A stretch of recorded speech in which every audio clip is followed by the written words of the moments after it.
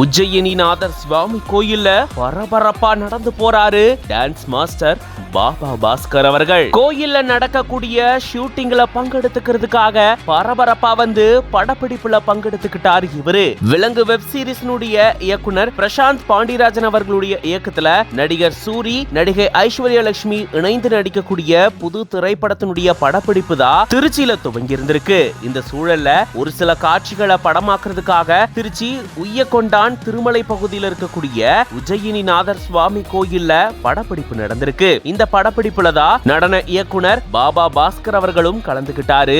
அது தொடர்பான காட்சிகள் தான் இது.